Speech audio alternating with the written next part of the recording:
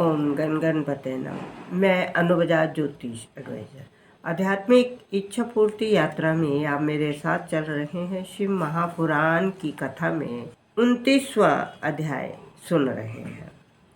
ब्रह्मा एक समय संसार की मंगल कामना करते हुए हम हिमालय के घर पहुँचे। उस समय की कथा ये है कि हिमाचल ने तुम्हारे दर्शन पाए तो उसने अत्यंत प्रेम मग्न होकर तुम्हें दंडवत करते हुए स्तुति एवं प्रशंसा की। तदुपरांत उसने गिरजा को बुलाकर तुम्हारे चरणों में डाल दिया और ये कहा कि हे मुनि, आज आप इस कन्या के गुण दोषों का वर्णन करने की कृपा करें। ये सुनकर तुमने गिरजा की हस्तरेखा को देखते हुए हिमालय को बताया कि हे राजन, तुम्हारी पुत्री सर्वगुण संपन्न है। ये शीलवान, बुद्धिमान, गुणवान, रूपवान है तथा पति को प्रसन्नता प्रदान करने वाली होगी। यह अपने माता पिता के सुयश को दूना बढ़ाएगी, परंतु उसका पति योगी, अहंकारहीन, नग्न वेशधारी माता पिता से रहित होगा।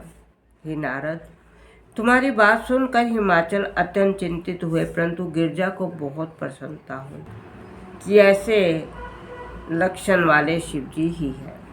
उन्हें ये विश्वास था कि नारद जी का वचन कभी झूठा नहीं होता, इसलिए वे शिवजी को पति रूप में प्राप्त करने की अभिलाषा से अधिक प्रसन्न हो गई, परंतु उन्होंने प्रसन्नता का कोई लक्षण प्रकट नहीं किया।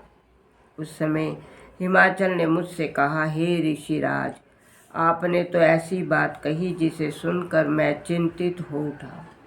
अब आप कृपा कर ये बताइए कि मुझे गिरजा के वर के संबंध में क्या उपाय करना चाहिए।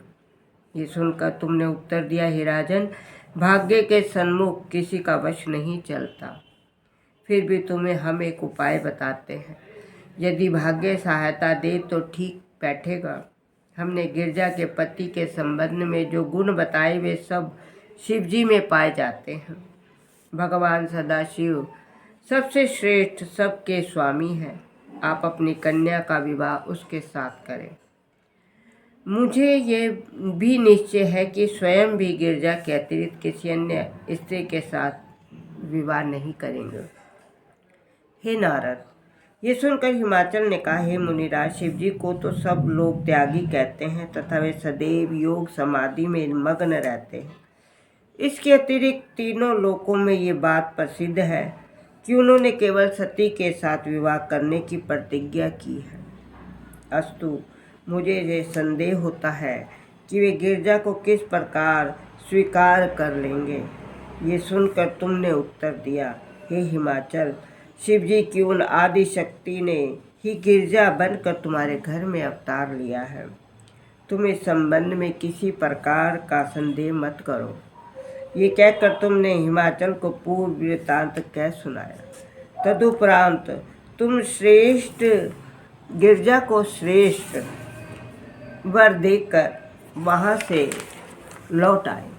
दिनों बाद जब गिरजा युवावस्था को प्राप्त हुई, उस समय मैना ने हिमाचल से इस प्रकार कहा, हे स्वामी,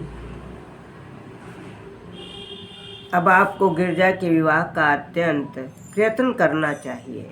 सूर्य चाहे पूर्व की अपेक्षा पश्चिम में उदय होने लगे, परंतु नारद जी के वचन कभी मिथ्या नहीं हो सकते। अस्तु, तुम